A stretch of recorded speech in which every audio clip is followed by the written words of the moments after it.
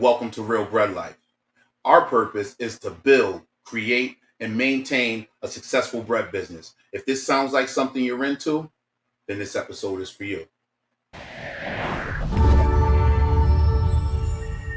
Is it better to create an entity to buy a route or use your personal name? Which we know the answer to that question. And I was just going to go into that a little bit and let you elaborate and give some answers. And we could talk about the reasoning behind why we don't use our name and the different ways that we can do it, how it used to be done, and what the requirement is now.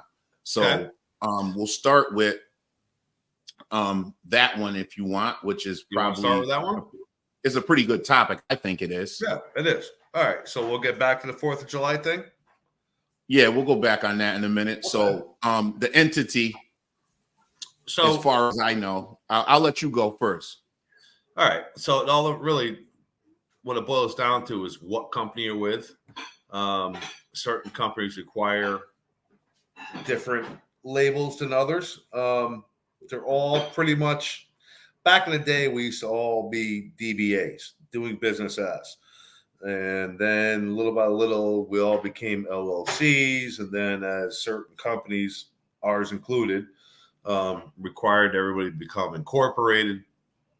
It's really the days of the DBA, like having your own name. I'm Brandon and I do DBA, Breadman, distributor, whatever. Those days are pretty much over.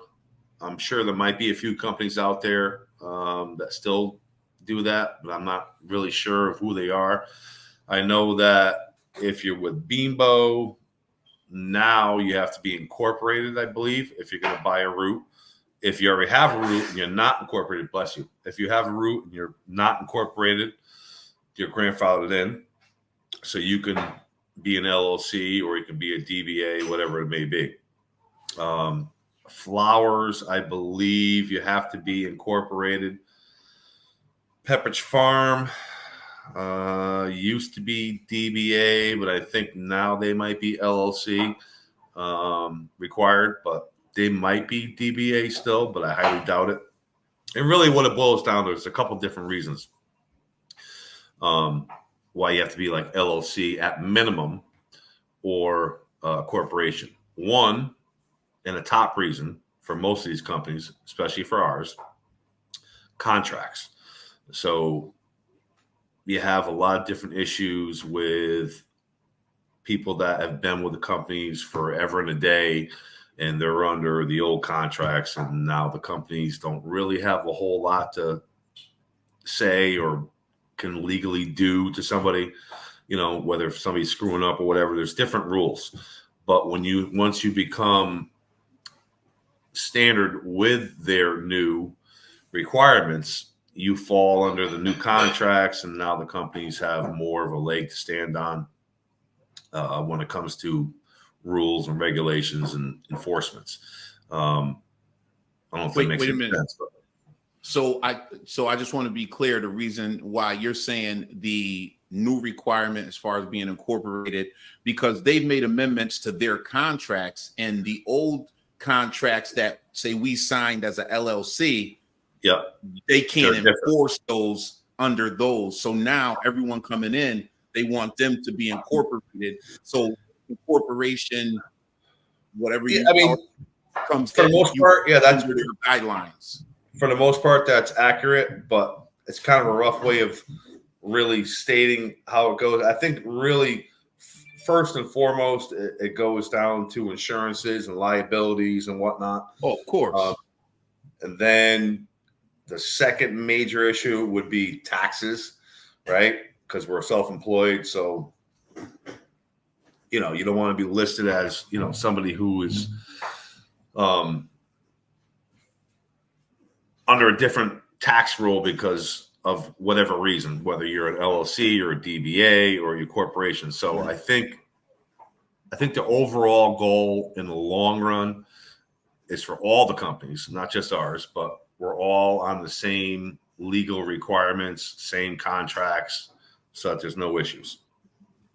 I don't know if that makes any sense, but no matter what, going forward, you're going to probably have to be If you're a newcomer coming into the business, you're going to have to be a corporation. You might get away with the LLC depending on what company you're with. And other than that, majority of the companies are going corporation required. And it's, like I said, it's taxes, liabilities, that kind of thing. And then obviously the enforcement of contracts. So I always try to give this advice. Everything you said, thank you so much for sharing that and giving that information. But when I talk to people and tell them, just with my educating myself over the last couple of years, just on the liability of business and using your name, a lot of times when people make LLCs, they'll just say, for instance, I'm gonna do Jerome LLC, Jerome's Bread LLC, Brandon's Bread LLC, or your name, or whatever the case is. What I found is we don't want to attach any of that Nope. to the business. Nope.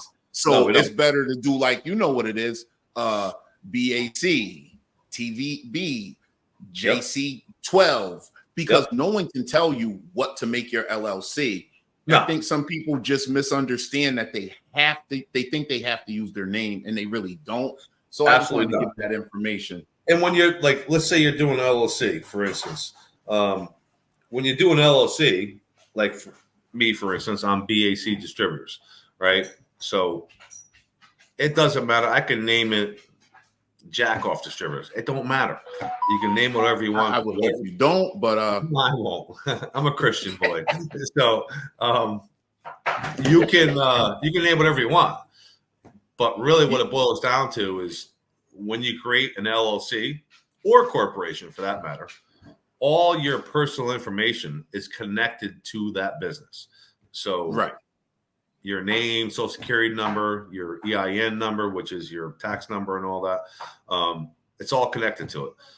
But the difference is when you're an LLC at minimum or a corporation, it's, God forbid, let's just make up a scenario. You're driving down the road and you get into an accident, right?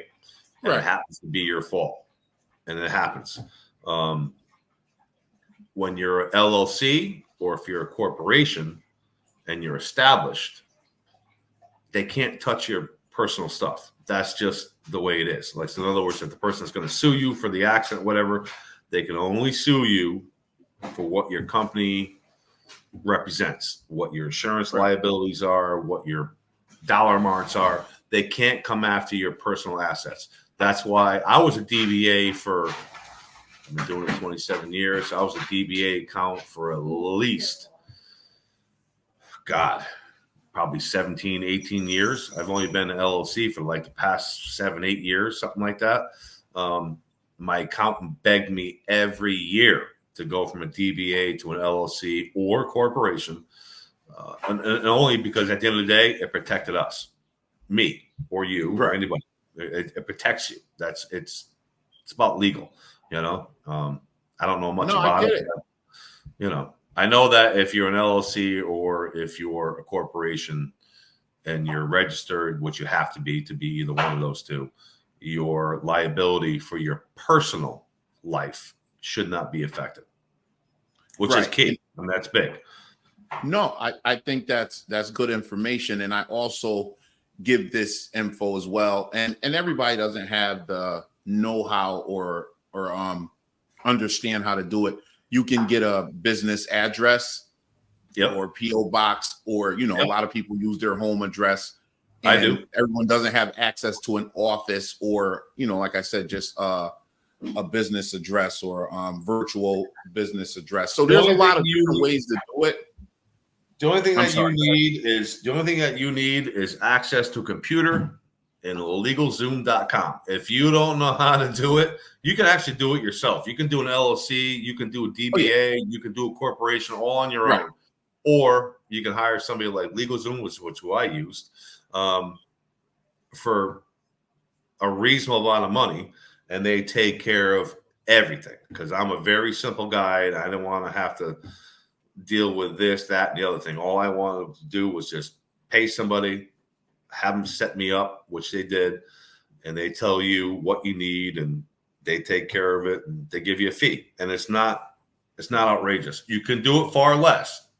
by yourself. Right. I know a lot of people did it by themselves, but Yeah. Oh no, I've done it myself, and we don't represent LegalZoom, and nope. I'll tell not at people all. I use Taylor brands. But this is what I will say to people while I'm saying this on this video. If you use Taylor brands, do not make sure when you go to checkout, you click off all the extras they will add to your cart. You just need to pay for your state licensing and you'll pay their fee. That's it. What you do have to do is buy one of their products. I recommend getting their cheapest product, probably 40, 50 bucks, but it's going to save you on, like Brandon said, going to hire a lawyer or someone else. They're going to, the reason why they say you can start your LLC on a Taylor Brands is because they offer a bunch of other things, which is the upsell.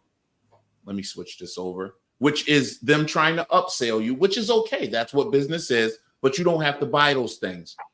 Their cheapest product, again, is 40 to 50 bucks, and it's well worth setting up your whole LLC. Everything you need is on there. Again, I give that information because I've used it a couple of times. I've set up 3 other LLCs for people I know on that site, and the most it cost them was the state fee, which is 100 and some change, and the 40 bucks, $49, something like that. So for around 160 something bucks, all set up, LLC, information in the email, paperwork coming in the mail. And again, I'm not getting paid from them. I'm not advertising for them, just giving you a simple, easy way to get it done. Just like Brandon said, you can use LegalZoom. A friend of mine used LegalZoom to do some trademarking and copyright things. I waited for him to finish that process, and it all went well. Yeah, it's like you. Free. That's not free. The other thing I'm talking about, but instead of going to a firm or finding a lawyer that's going to get you with these crazy big fees, You're wasting your money. Taylor Brands, they're very, very, very adequate for what you need to do. Like Brandon said, we're simple. We're not complicated businesses, and we're not doing very deep, super detailed things. So just give it a look. If you find something you like, there you go. And I, like you, I don't endorse LegalZoom. I don't endorse anybody. I endorse, actually, I take that back. I endorse whoever can make my life easiest, because this is what they do. I don't do that, man. I'm just the guy that gets up in the morning, delivers bread, and I want to make as much money as I can legally and let somebody else set it up. So LegalZoom is definitely probably more expensive than the people you're talking about. The Taylor Brands. But I don't have any regrets who I use, and I'm sure you don't have any regrets in who you use. Not at all. They got everything done that I need to get done, and that's above my pay grade, man. They did everything that I had to do, and everything was accepted. So